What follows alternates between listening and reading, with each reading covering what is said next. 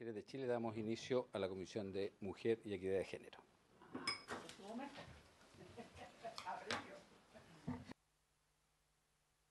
Secretaria. ¿Y equidad de? Presidente, no hay cuenta en esta sesión. Y la tabla, que usted la tiene ahí, presidente, Sí. tenemos dos invitados. Bueno, tenemos dos invitados. Está la académica de la Universidad de Chile, la señora Maricruz Gómez de la Torre, y acá presencial el asesor de la Fundación Sincronía Ciudadana, don Leonardo Brancoli.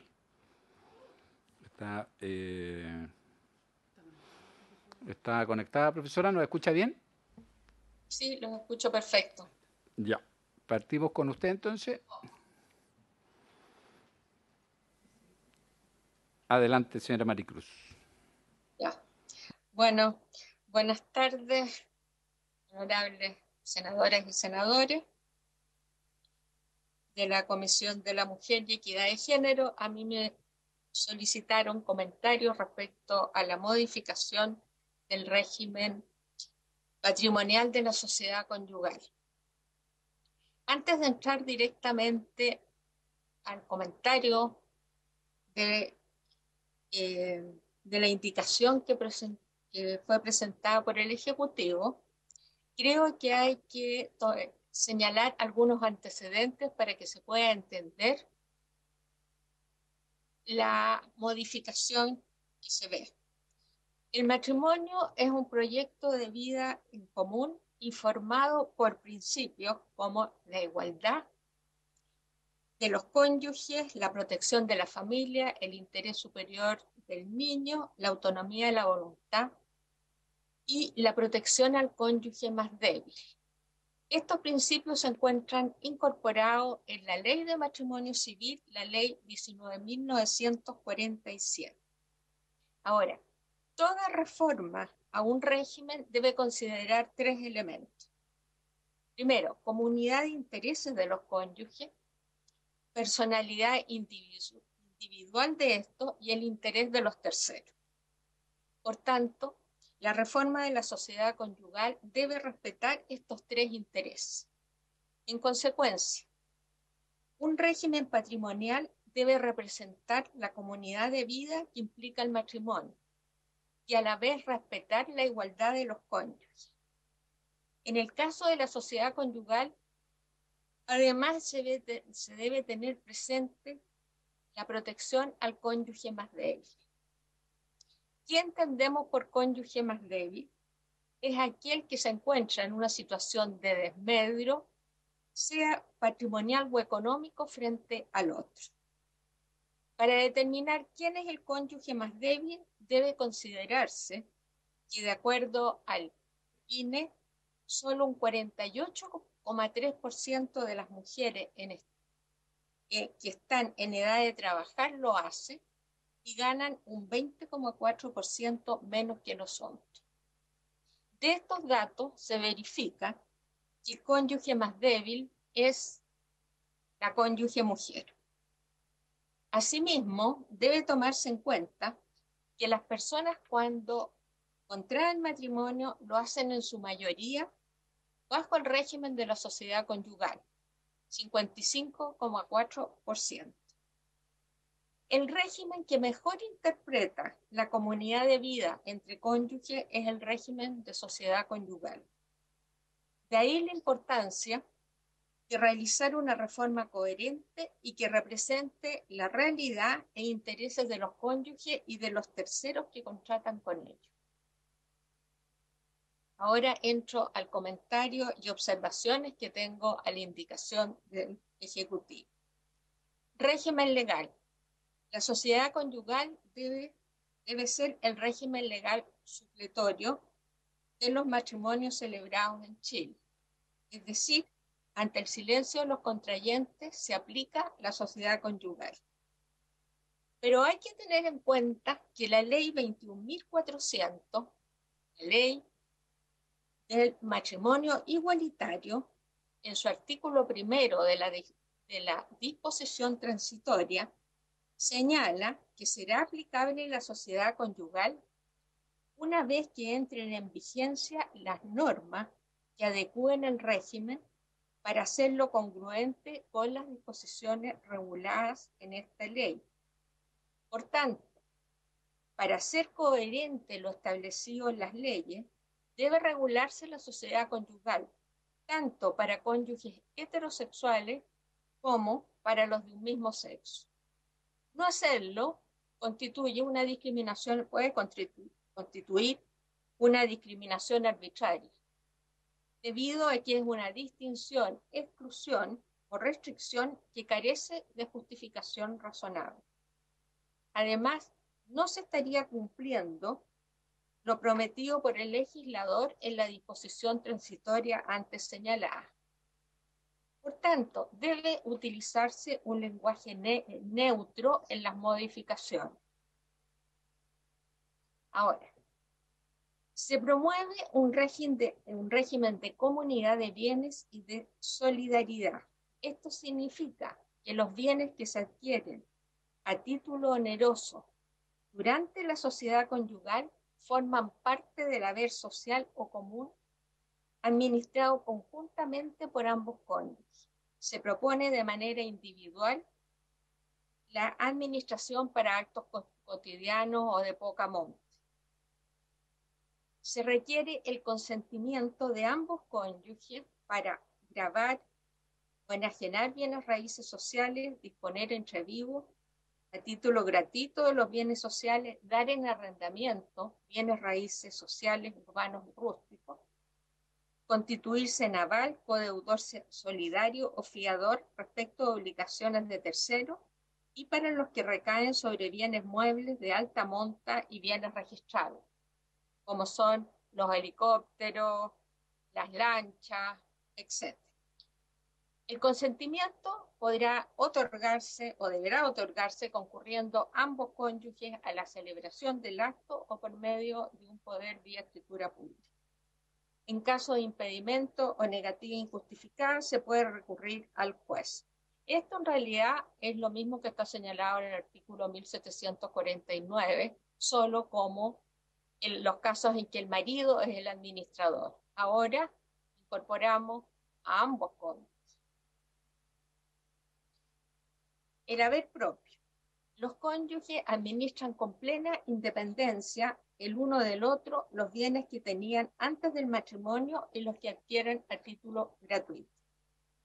Por tanto, se elimina el haber relativo y la recompensa. Ya no hay necesidad de hacer el mecanismo de las recompensas. Asimismo, no procede la formación del patrimonio reservado de la mujer casada, ni la posibilidad de renunciar a los gananciales, ni el beneficio de emolumento. Síntesis. Se establece la igualdad entre los cónyuges mediante el establecimiento de una comunidad de bienes formadas por los que se adquieren a título oneroso durante la vigencia del régimen, administrado por ambos cónyuges, y la existencia de un patrimonio propio administrado por cada cónyuge. Por ello, todas las medidas de protección que favorecían a la mujer ya no se justifican, tales como, ya lo señalé, patrimonio reservado, posibilidad de renunciar a los gananciales y beneficio de emolumento. Pero esta igualdad económica de los cónyuges muchas veces es teórica. Hemos visto que el 58% de las mujeres no trabajan. Por lo cual deben realizarse acciones positivas para proteger al cónyuge más débil económicamente. Una de ellas es la que se desarrolla en el párrafo siguiente, que es la situación de las viviendas que se adquieren con subsidio o con ayuda. Yo propongo que se haga un tratamiento uniforme a todas las formas de subsidio o de ayudas que hay.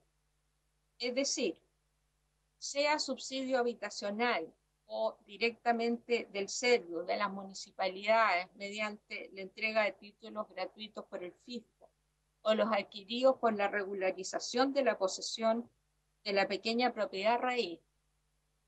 Para ello, debe establecerse una presunción que el cónyuge adquirente está separado de bienes para la celebración de los contratos de compraventa, mutuo e hipoteca, y con la facultad de disposición. Esto es bastante importante, porque si nosotros hablamos de compra-venta, solo estamos permitiendo que lo compre. Pero si hablamos de facultad de disposición, perfectamente se puede enajenar ese bien. En relación con la adquisición exclusiva, con la adquisición de la vivienda para lo cual se hayan otorgado dicho subsidio. Dicho bien ingresará al haber propio del cónyuge adquirente, que es el cónyuge que requiere protección. La excepción de presunción de que el cónyuge adquirente actúa como separado de bienes y que el bien inmueble ingresa a su patrimonio propio se basa en la aplicación de dos principios, que es la protección al cónyuge más débil y a la familia. Por último, la situación del bien familiar. Esta figura se incorporó al Código Civil en un principio solamente para el matrimonio y después se amplió para los acuerdos de unión civil. Cuando el artículo 141 se incorpora al Código, se habla que la finalidad es proteger al cónyuge, ahora yo le agrego conviviente civil, cuando la familia se separa. Favorece a que uno de los cónyuges continúe viviendo en el inmueble principal de la familia, aunque no sea dueño de éste. Pero tiene un problema este bien familiar, que dura mientras dura el matrimonio. Desde el momento en que se produce el divorcio, la nulidad o el fallecimiento, se termina el bien familiar. Ahora, ¿qué ocurre en los tribunales? Muchas veces, cuando hay divorcio, por ejemplo, y se va a fijar la pensión de alimentos de los hijos, se entrega como usufructo del inmueble, que ha sido bien familiar, como parte de la pensión alimenticia. Yo considero, modestamente, que la modificación al bien familiar es innecesaria. Se aplica por poco tiempo hasta que venga el divorcio o el fin de la convivencia civil o la nulidad, y además tiene un problema el bien familiar, que no es inembargable, es un bien embargable. Hay otras legislaciones, por ejemplo, como la peruana, la española, que son legislaciones en las cuales ese bien es inembargable, por lo tanto, realmente es una protección. Creo que se protege mejor los intereses del cónyuge más débil con la presunción de que cuando se compra un bien inmueble con subsidio se le vea como separado de bienes y con la facultad de disposición. En definitiva, considero que la reforma de la sociedad conyugal, estableciendo un régimen de comunidad con administración conjunta, refleja los intereses de ambos cónyuges y de los terceros que contraen con ellos. Esta es la minuta que les hice llegar y estoy llana a contestar preguntas. No sé. Muchas gracias, señora Maricruz. Ofrezco la palabra. Denos un segundo que están revisando la minuta.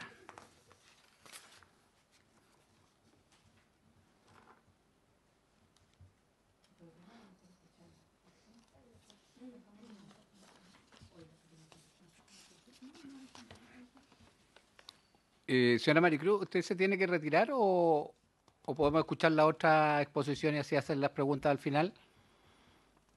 No, yo escucho la otra, me interesa la otra exposición. Ya, muy bien, muchas gracias. Entonces, le daríamos la palabra a don Leonardo Brancoli. Muchas gracias.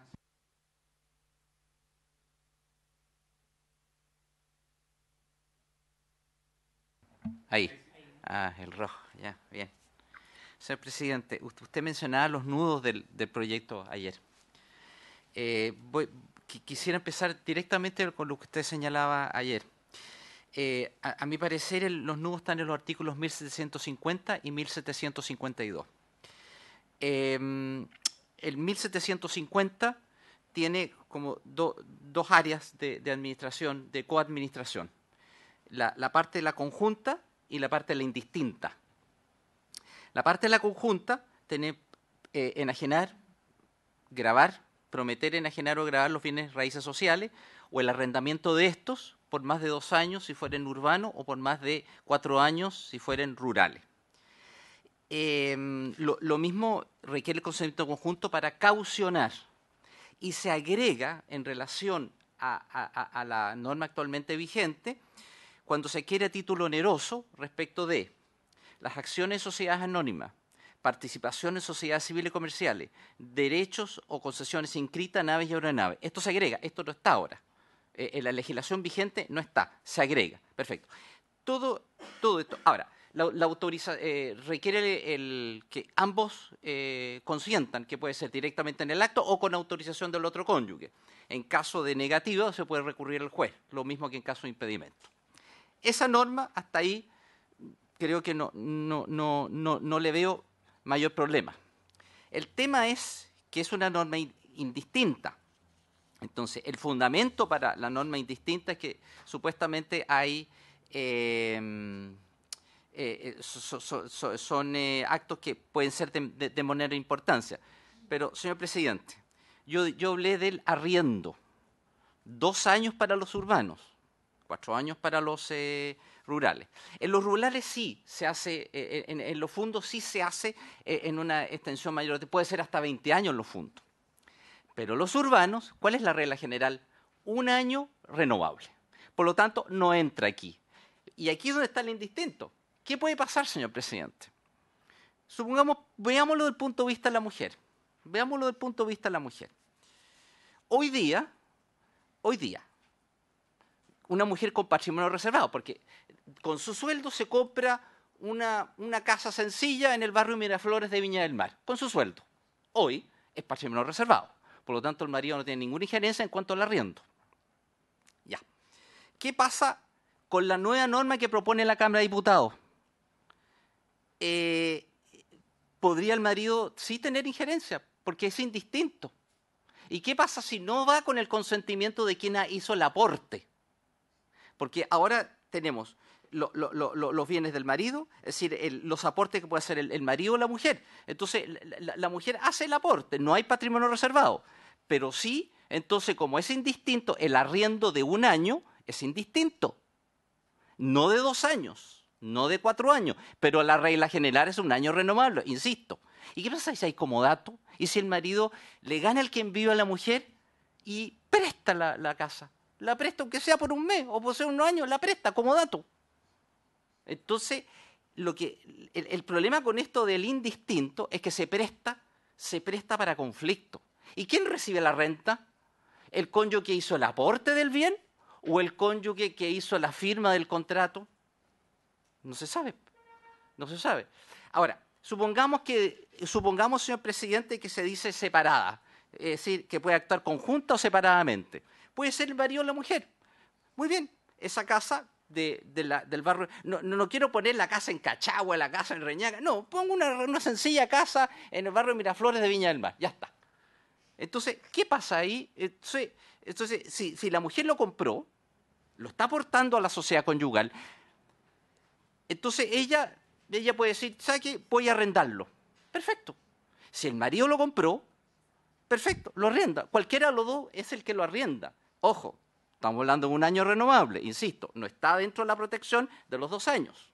O sea, estamos bajo ese límite de los 2 años. A mi parecer, señor presidente, esto es mucho más, es de más lógico y se evita que por lo más es la situación que hoy día ocurre. Porque veamos la situación actual. Actualmente el marido administra los bienes sociales. Un bien social, por ejemplo, el marido con el producto de su trabajo es bien social. Se compra una casa, también en Miraflores, de Viña del Mar. Ya está. Y la mujer con su patrimonio reservado se compra la casa. Bueno, cada cual puede arrendarla. puede arrendarla, bueno, de acuerdo a la legislación vigente, está con 5 y 8 años, recuerdo la legislación vigente, que de acuerdo al texto de la Cámara, y bien que sea, se baja a 2 y 4, según sea un bien urbano o un bien rural. Entonces, el tema es que respecto del arriendo, por ejemplo, que no es menor. Entonces, claro, hay una serie de actos conjuntos que son de suyo importante, no lo dudo, pero residualmente estos actos que son indistintos, que es de acuerdo al texto de la Cámara, no es tampoco menor. Ahora, insisto, me parece bien que la participación en sociedades civiles comerciales, me parece bien que en las sociedades anónimas, los derechos de concesión inscritos no aeronar. Eso es la nueva protección, por así decirlo, señor presidente. Ahora, después, el resto de los bienes muebles no registrables. Entonces, el fundamento del indistinto es que, bueno, eso no tiene importancia. Es que, claro, este vaso, señor presidente, puede que no tenga importancia. Pero un caballo carrera, pero las joyas, pero los cuadros, ¿para qué le voy a hacer un Rembrandt? Digamos un Valenzuela Puelma nomás, 30 millones de pesos. Ya está, 30 millones de pesos. Joyas, libros especializados en derecho, 5, 20 millones de pesos, fácil, especializado. Y si no son de alto valor económico, pueden ser de alto valor afectivo. Yo le pregunto a usted, señor presidente, si su señora ha comprado una colección de Echeverry, Curie, Soler, etcétera, ¿usted se la vendería porque es el indistinto y usted le gana el quien vive? No, no lo haría. Entonces, ese es el problema, señor presidente. Entonces, si se pone separado, ahora, lo venderá su señora, si se compró toda esta colección de Arturo Alessandri, de Casarino, lo que venga.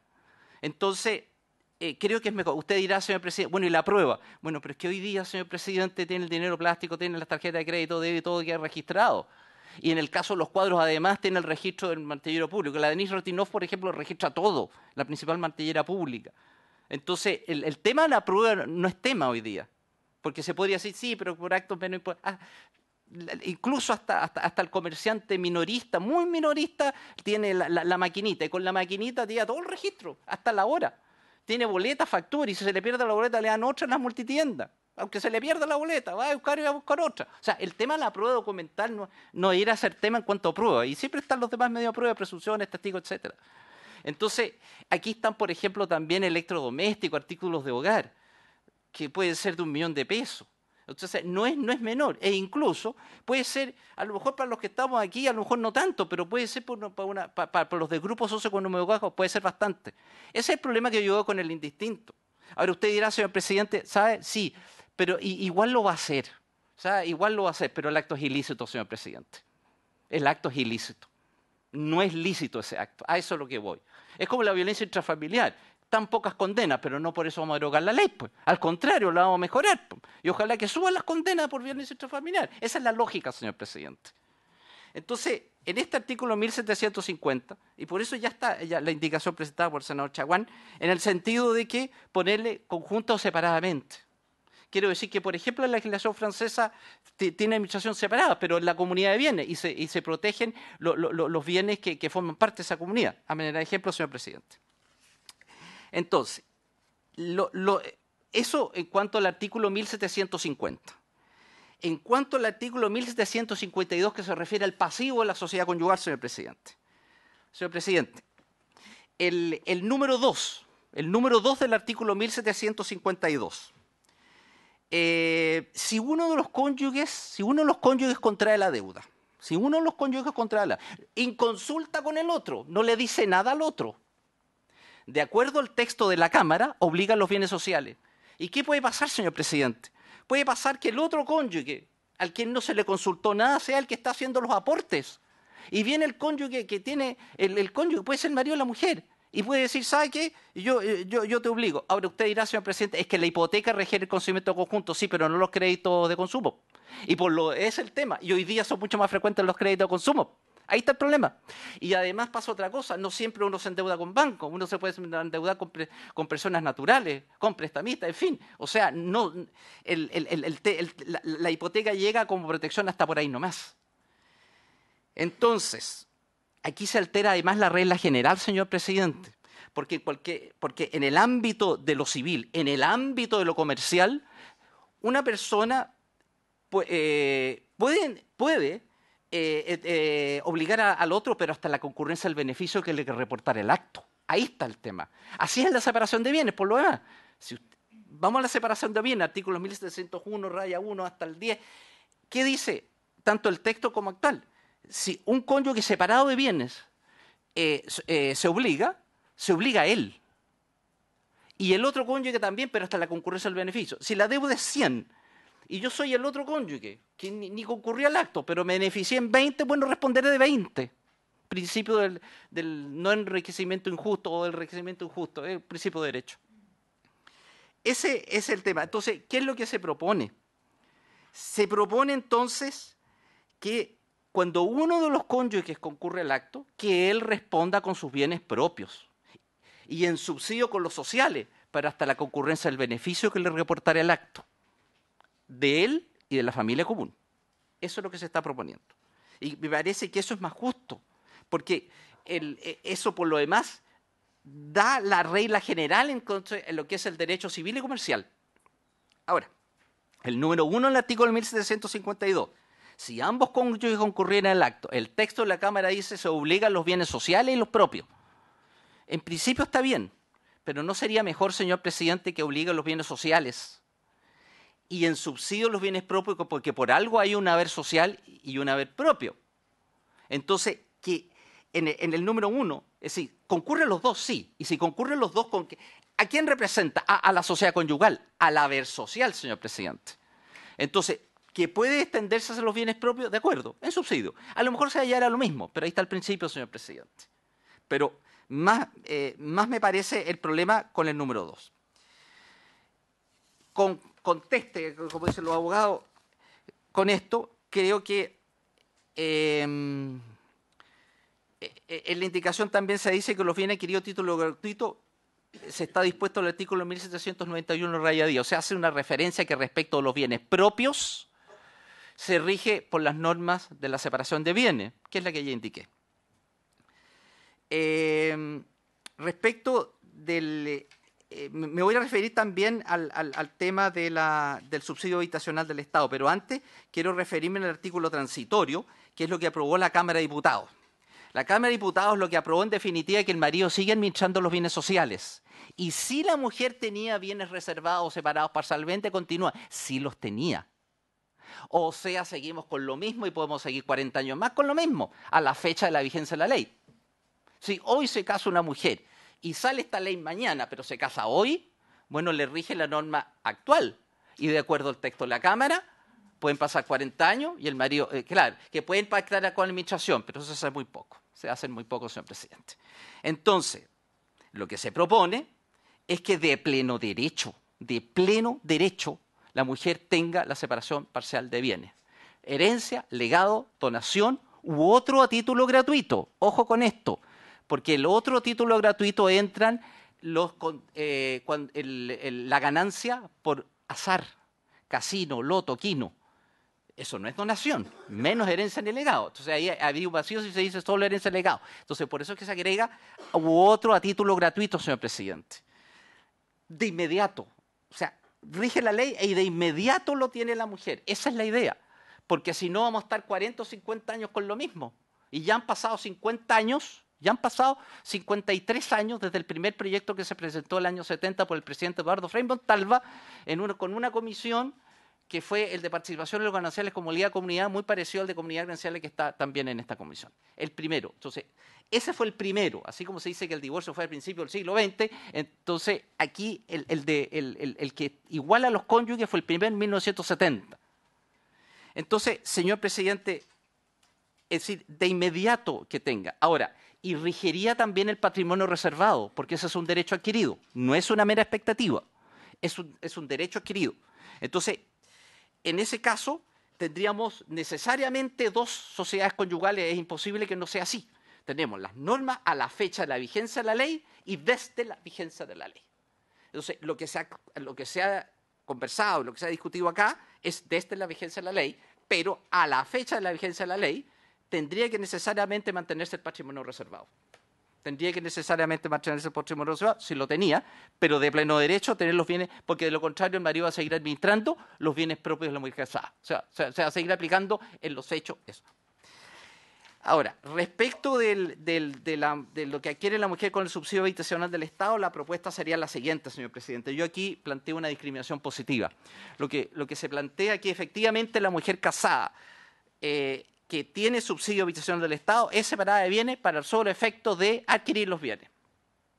Ahora, la actual norma además tiene un cierto vacío, una cierta contradicción, porque esa mujer puede estar casada en participaciones en los gananciales o puede estar casada en sociedad conyugal. Se le va a subentender separada de bienes para efecto de adquirir el bien.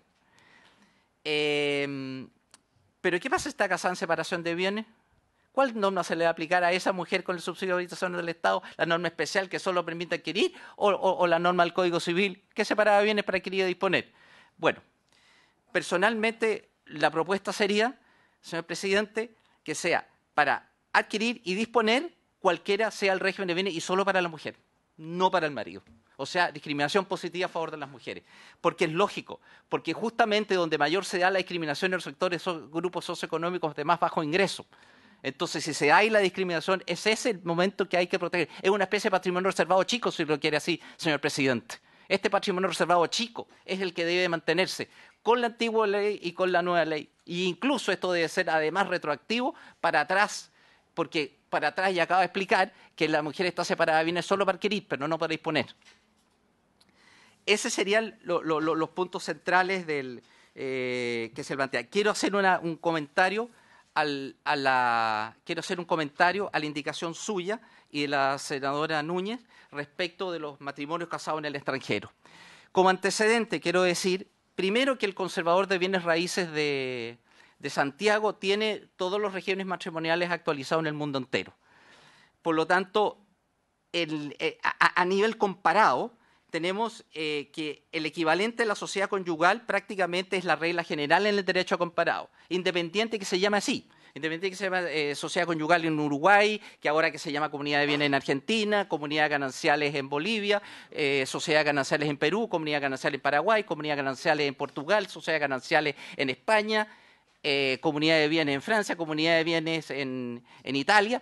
Todo esto son equivalentes al de la sociedad conyugal. Entonces, por eso es que yo de alguna manera defiendo la indicación por usted presentada. Y le decir, hay una razón histórica, señor presidente. Con anterioridad a la reforma de 1989, regía la siguiente norma: se les considera separado de bienes salvo que prueben que haber estado en otro régimen matrimonial. Pues yo conozco casos de mujeres que les probaron a los maridos haber sido casados en un equivalente a la sociedad conyugal. En el caso que estoy pensando, precisamente fue en uno de los 8 estados de Estados Unidos que rige la comunidad de bienes. En el caso de Estados Unidos, rige preferentemente la separación de bienes, pero salvo que digan lo contrario, Estados Unidos, Canadá, Gran Bretaña, Irlanda, Australia y Nueva Zelanda. Pero todos los demás rigen como regla general la comunidad de bienes, señor presidente. Por eso es que va en la lógica. Ahora, en su defecto, señor presidente, porque creo que va a mi modesto parecer, va en la lógica correcta, en su defecto, me quedaría con lo que aprobó la Cámara de Diputados sobre sociedad conyugal como regla general, en su defecto, señor presidente. Pero la indicación del presidente anterior de volver a la norma actual creo que sería perjudicial para las mujeres, porque en el fondo a las mujeres les conviene más un régimen de comunidad, independiente del nombre que se le ponga, y a los hombres que tienen más bien adquirido, lo que acaba de decir la profesora, en cuanto a la discriminación que hay en relación a lo que perciben los hombres, a lo que perciben las mujeres, a quién trabaja, en fin, etcétera, etcétera, y que se ha discutido latamente, señor presidente, es más conveniente para la mujer un régimen de comunidad. Entonces, si se mantiene la norma actual, que fue una poco feliz reforma del año 89, que esa reforma del año 89 fue una reforma muy parcial y que abarcó otras cosas, como que efectivamente antes solo el padre podría autorizar la salida del hijo fuera del país, aunque la madre tuviera la tuición. Entonces, cosas de ese tipo, pero en esencia no modificó mucho. Bueno, antes la mujer perdía los gananciales por adulterio, desde ese momento ya no la pierde, pero en general no vino mucho. Entonces, por eso es que creo que va en la línea correcta esa indicación suya, señor presidente, con la senadora Núñez aquí presente y que me parece que va. Y si no, bueno, que sea la sociedad conyugal la regla general, que sea lo que aprobó la Cámara de Diputados, pero no la regla vigente ni tampoco la indicación. Señor presidente, una cosa de mera formalidad. Usted seguramente cuando vean en particular esto, van a ver muchos bis, ter, cuater, decir, que pasan a ser raya 2, raya 3, raya 4. Le explico de dónde nace esto. Como esto tiene una muy larga data, señor presidente, pero muy larga data, porque esto ya tiene 30 años. Esto tiene 30 años. Tiene 30 años. ¿Por qué digo esto? Porque la verdad es que con las asesoras de la ministra Carolina Schmidt, lo que trabajamos fue, con las dos asesoras de la ministra Carolina Schmidt, lo que se trabajó fue cambiar todos los bis, ter y cuater del Código Civil en ese momento y las leyes complementarias del Código Civil. Entonces, ¿qué pasó? Que después vinieron más leyes, pero eso se le siguió poniendo bis, ter y cuater. Y por eso usted va a ver cuando usted vea cuando usted vea la discusión particular, por eso es de mera formalidad. Nada más que de mera formalidad. Y en cuanto a mera formalidad, también ponerle un título al párrafo de la separación de bienes. Eso sería. Eso sería. Quiero hacer mención, señor presidente, que como yo dije, que a contar de 1970 fue el primer proyecto de ley de Eduardo Frei Montalva, con una comisión de Arturo Alessandro Rodríguez, de Eugenio Velasco Letelier, en la participación de los gananciales como aliada comunidad. Eso después lo tomó la Universidad Carolina Mistral con la Solange Toyarzábal. Y eso es la inspiración del proyecto de María Antonieta Sá del año 95. Y eso es lo que está también en esta comisión. Es ese hilo conductor de la comunidad de gananciales, que es una sociedad, así, muy a grosso modo, es una sociedad conyugal, pero mucho más simplificada. Igual hay protección, en todo caso, señor presidente, para mejor resolver en otro proyecto, que en todo caso digo, eso podría ser, para que esta comisión lo tenga bien, en el sentido de sustituir la participación de los gananciales por la comunidad de gananciales, proyecto presentado por la senadora Adriana Muñoz de Álvara el 10 de marzo del 2022. Ahí está. Lamentablemente quedó radicada la Comisión de Constitución, pero si ustedes lo tienen a bien, podrían verlo si ustedes lo tienen a bien. Y eso lo que hace es terminar con la participación de los gananciales y lo sustituyen por la comunidad de gananciales, señor presidente. Quiero decir que esto de sociedad conyugal fue un proyecto también de la diputada María Antonieta Sá, como de Adriana Muñoz de Álvara, como de la Carolina Schmidt, y un proyecto también del diputado Escobar, que están refundidos. Simplemente para hacer mención, hubo también un antecedente que yo hice mención del presidente Eduardo Frei Montalva, que continúa el presidente Salvador Allende, pero que después se paraliza. Pero la ministra de Justicia, Mónica Madriaga, ordenó también una nueva comisión integrada por Julio Filipe Izquierdo, se llama así, Comisión Filipe, Julio Filipe Izquierdo, Abelino León, que fue el vocero, Víctor del Piano y Enrique Ortúzar, el mismo de la comisión de la reforma constitucional. Sí. Bueno, eso estableció un modelo de sociedad. Si podemos ir cerrando para poder alcanzar a hacerle alguna consulta. Eso estableció un modelo de sociedad conyugal muy similar al que se tiene ahora. Eso sería, señor presidente, y muchas gracias. Muchas gracias, don Leonardo. Ahí nos ilustró históricamente también. Ofrezco la palabra a la senadora Pascual.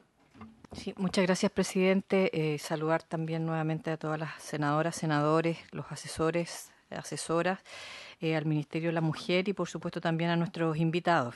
Quisiera preguntar por su intermedio, presidente, a la profesora y académica de la Universidad de Chile, Maricruz Gómez de la Torre. En el caso de la situación de las viviendas con subsidio, que ella en particular propone un tratamiento jurídico diferente, más abarcativo, por lo que pude entender, digamos, de la exposición, quisiera preguntarle en este sentido si porque estoy remitiendo, me encontré la minuta, Maricruz, entonces estoy leyendo tal cual como usted lo expuso recién. Esto tendría que ver con los subsidios habitacionales que los entregue tanto el Servio, las municipalidades, los títulos gratuitos del fisco o los adquiridos por regularización de la posesión de pequeña propiedad raíz. En el caso de esta última, ¿pudiera verse beneficiada mujeres de situación socioeconómica capas medias, por así decirlo? Lo pregunto como para ver si acaso esta formulación nos estaría también abarcando algunas de las inquietudes que hemos estado viendo también en el marco de esta audiencia. Y la segunda pregunta, por su intermedio, presidente, también a la profesora, es entiendo que ella sugiere no tocar la situación del bien familiar. Sin embargo, le quisiera preguntar si ella ve alguna otra propuesta que pudiera abordar la situación del bien familiar. Eso, muchas gracias. Muchas gracias, senadora Pascual. Señora Maricruz. Gracias. En realidad, con respecto al bien familiar, yo considero que tendría que hacerse una modificación muchísimo más amplia. Por ejemplo, que el bien que se declara familiar fuera inembargable. Porque si el bien es muy fácil, se separan, el marido, por ejemplo, o la mujer es la dueña del inmueble que ha sido adjudicado como bien familiar, no paga los dividendos, sale remate y fue el bien familiar. Entonces, yo creo que en ese sentido, si es una protección, para que sea una protección para todos, hombres, o sea, para todos los que se quedan, necesitan el bien familiar, debe declararse la inembargabilidad del bien. Ahora, normalmente, cuando uno está hablando del subsidio, las personas que reciben subsidio en general son todas personas en situaciones vulnerables. Y también este decreto, que es el que yo me refiero y que hablo de la posesión pequeña de la propiedad raíz, es también personas que no tienen muchísimos ingresos económicos. Este decreto se llama el decreto ladrón, así en broma, porque tiene muchísimas facilidades para obtener un terreno en que está la gente y que ha vivido muchísimos años, tienen la posesión, pero no tienen los títulos. Y ha sido como una medida de protección para personas de bajos ingresos. Lo que sí yo quisiera hacer un comentario respecto a lo que dijo el colega, no sé si lo puedo hacer. Sí, no hay problema. Yo creo que para enfocar el cambio de la sociedad conyugal tenemos que enfocarnos que estamos en el siglo XXI y que hay un cambio también de mentalidad y de formas de enfocar. No podemos estar diciendo solo el caso de las mujeres, porque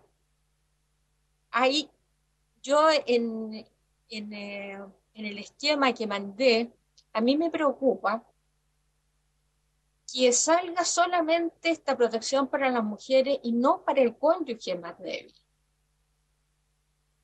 El cónyuge más débil generalmente es la mujer, pero también hubo una promesa por parte del legislador que cuando se estableciera el matrimonio igualitario, en el caso de los matrimonios igualitarios, no se iba a incorporar la sociedad conyugal hasta que se modificara.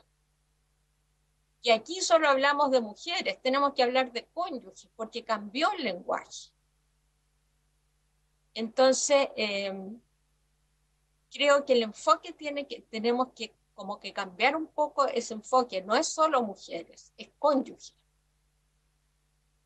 Y el cónyuge puede ser de cualquier sexo, porque pueden ser dos hombres, en los cuales los hombres se casan, tienen un hijo y uno decide quedarse, o sea, ambos deciden que uno se queda al cuidado de la casa y hace el mismo rol que la mujer y hay que darle la misma protección. Eso es lo que ustedes aprobaron. Entonces, creo que hay que darle un poco vuelta con respecto al tema. Es una modesta sugerencia. Gracias, señora Maricruz. Ofrezco la palabra. Senadora Allende. Muy puntual. Bueno, lo último que acaba de decir es bastante interesante. Yo no sé cómo eso se aterriza, pero no deja de tener una cierta razón. Yo creo que hoy día no es suficiente hablar de mujer, aunque frecuentemente y estadísticamente sabemos que es la más débil, eso es así, brecha salarial, todas las situaciones estructurales que conocemos y sabemos, pero independientemente de eso me ha parecido interesante. Yo no sé si después es posible como aterrizar más esa sugerencia, cómo se transmite o concreta exactamente la protección del más débil, eso por un lado. Pero por otro lado, leyendo la minuta que no había visto antes, me llamó la atención los 3 elementos: la comunidad de intereses, perfecto, la personalidad individual de estos. Yo no sé qué quiere decir la personalidad individual de estos, a qué se está refiriendo, porque me da cierta curiosidad, por un lado. Y por último, si yo no entendí mal, y aquí quisiera contraponer un poco lo que también nos explicaba nuestro amigo Leonardo, el otro expositor, entendí que para el caso de subsidio, lo que decía la profesora, es que no se limitara solo a la vivienda social, que podría ser más amplio que aquello. Más amplio que aquello. Otros subsidios, si no entendí mal, pero es como difícil, porque donde más se traduce el subsidio para mujeres, casi todas, la gran mayoría, como el 70% o más, son mujeres que están en los comités de vivienda y a las cuales se les da el beneficio de la vivienda social. Entonces yo no sé a qué otro subsidio se puede referir, porque hay subsidio económico, pero no viene al caso, supongo que no es eso. Entonces como que me dejó la duda. Entendí en todo caso que protegiendo, que debiera ser justamente, si ha hecho el aporte esa mujer, que se pueda garantizar, entiendo, digamos, por un lado, bueno, cualquiera de los cónyuges en principio, pero que sea inembargable, eso me parece muy interesante. Pero lo que quiero saber es, entiendo que ella dice que en este caso sería, como comillas, la separación de bienes. Ese bien social es para la persona a la cual, digamos, hizo el ahorro y por lo tanto la benefició el subsidio habitacional, si entendí bien. Y por otro lado, la verdad es que fue tantas las descripciones que nos hizo nuestro amigo Leonardo que ya me perdí, pero ¿cuál es en concreto su propuesta en términos de la vivienda social, por un lado? Y por otro lado, tampoco me quedó muy claro si al final está de acuerdo de que avancemos en este proyecto, que es modificación a la sociedad conyugal por todos los déficits que tiene, o derechamente que vayamos a algo que en su momento no fue muy bien comprendido, se dijo que era muy complejo, que tenía que ver con las comunidades gananciales, y por eso nunca tuvo apoyo ni se terminó de tramitar. Entonces sería bueno como concluir para saber, antes que nos vayamos, cuál es su postura. Gracias. Gracias, senadora Allende. ¿Quién quiere responder primero? Señora Maricruz. Ya, primero, cuando se dice la personalidad individual de estos, esto es del profesor Fuello, quiere decir lo siguiente, que cada cónyuge se pueda desarrollar, o sea, que no esté subsumido en el jefe de la sociedad conyugal, que era el marido. Entonces, que ambos tengan participación y que, o sea, la igualdad se concretiza en esto, la igualdad de los cónyuges. Con respecto a lo de esto de la vivienda social, ocurre lo siguiente, que hay 4 leyes que tienen problemas porque unos ven a la mujer actual que está comprando el inmueble, la ven en unos casos como separada de bienes, en otros está más limitada. Entonces hay un problema de interpretación. Entonces por eso yo digo, igualemos todos los casos para que no haya problema. Pero cuando siempre se habla de que la mujer se la mira con separación de bienes para comprar, pero no para vender, que en el fondo es enajenar. Y ahí está la facultad de disposición. No sé si me entienden o estoy hablando muy jurídico. No, Entonces, esa es, por eso que yo digo, uniformemos mejor todas las ayudas que hayan, todos los subsidios, que se entienda que el cónyuge más débil que compra esto debe verse como separado de bienes. Y con la facultad de disposición expresamente.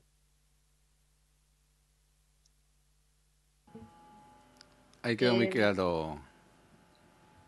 Ya. Muchas gracias. Don Leonardo. Sí, ¿sabe? Estoy reflexionando en lo que dice la profesora, que puede ser, claro, está el matrimonio igualitario. Entonces, cuando se habla de mujer, ¿cuál de las dos mujeres hay un matrimonio de dos mujeres del mismo sexo? Por lo tanto, sí, habría que darle una vuelta o especificar, ahí habría que ver cómo si que este patrimonio reservado chico o no, pero tiene razón, claro, está el tema. Ahora, si no hubiera matrimonio igualitario, sí, ahí sí. Pero bueno, ahí dejo abierta la posibilidad de que eso. En principio, entendamos de que la mayor discriminación está en los sectores medio bajos, o sea, porque en los sectores altos la mujer tiene una mayor participación a nivel profesional, independiente que siempre, cualquiera sea el grupo socioeconómico, siempre va a recibir en promedio, el promedio salarial de la mujer es menor que el del hombre, 20% como señaló la profesora, menos. Me preguntaba antes quisiera decirle, antes de responder sobre el tema de la comunidad ganancial que me preguntaba la senadora Allende, se me olvidó decir y quiero decirlo. El año 93 trabajé con el senador Hernán Bodanovich, indicaciones muy similares a esta, pero que en su momento se rechazaron, al proyecto de participación en los gananciales. Entonces, la idea con el senador era que se igualara al hombre con la mujer casado en sociedad conyugal, pero en su momento es una larga historia, dejémoslo ahí, se rechazó y después viene el tema de los proyectos ambos, de la comunidad ganancial presentada por la diputada Sá y de la sociedad conyugal presentada por la diputada Sá y Muñoz Dálvora también, y que es el que estamos viendo acá. Ahora, en cuanto respondiéndole a la senadora Allende, bueno, la verdad es que yo también soy partidario de la comunidad gananciales, pero creo que si ya estamos con este proyecto, yo seguiría con este proyecto. Creo que es más prudente, es más ecléctico, es más, no sé, es más, seguiría con esto, pero eso no quita de que el día de mañana la comunidad gananciera sea el tercer régimen, pues, y cambiar la participación de los gananciales por comunidades gananciales, eso no le quita, no quita. Que por lo demás eso se discutió en su momento, fue muy discutido por los profesores que asesoraron a la entonces ministra del CERNAM. Pero ahí, bueno, es una larga historia. El asunto es que quedó la modalidad crediticia, ya, quedó la modalidad crediticia, pero podemos cambiar la modalidad crediticia y quedar como el tercer régimen, y eso es perfectamente posible, y no tocamos salvo esto en cuanto a las indicaciones y qué es lo que aquí se ha conversado y también en ponentes anteriores. Esa sería mi respuesta. Y lo otro, que también quería mencionó a la profesora de la Fundación Fuello. Claro, Gonzalo Figueroa Añañez fue presidente de la Fundación Fuello. Él fue uno de los que colaboró activamente con la ministra del CERNAM, Laura Albornoz, en el proyecto de comunidades gananciales.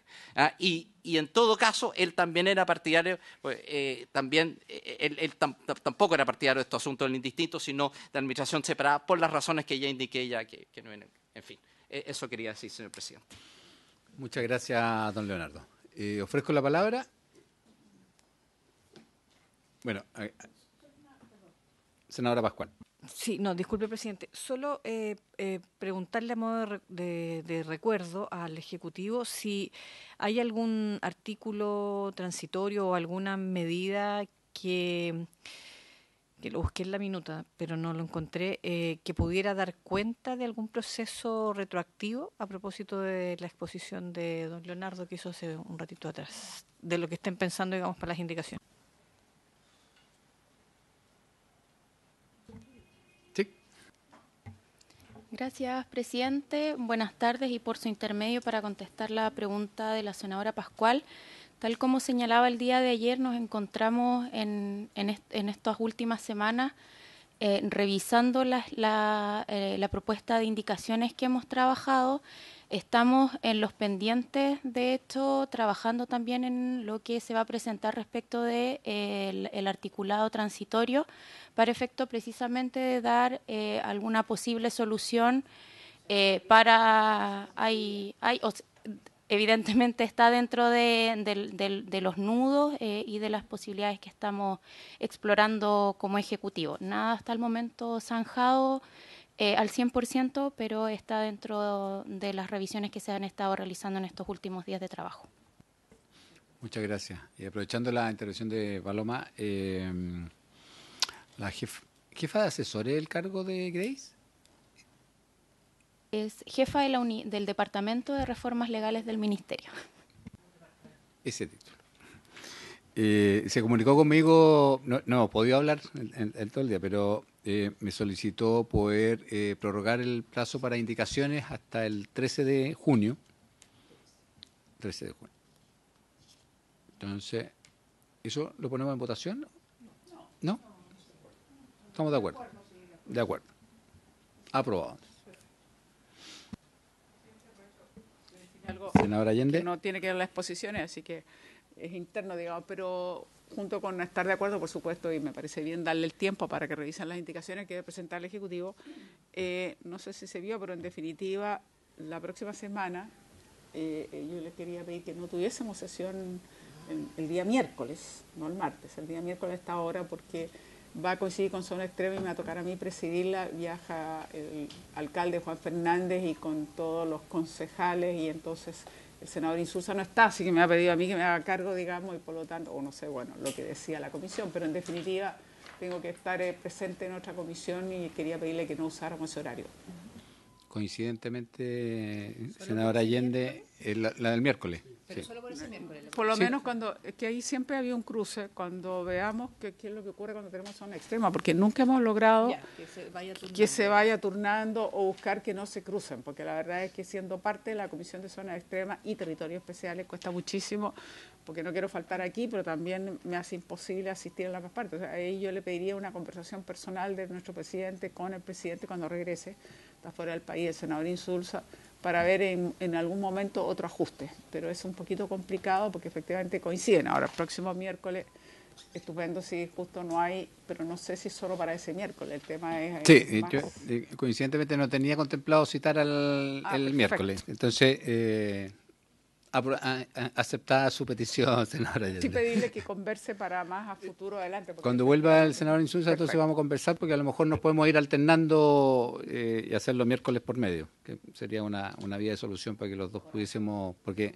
encontrar otro horario es bastante complejo. Sí. Ofrezco la palabra. Habiéndose cumplido el objeto de la sesión, esta termina.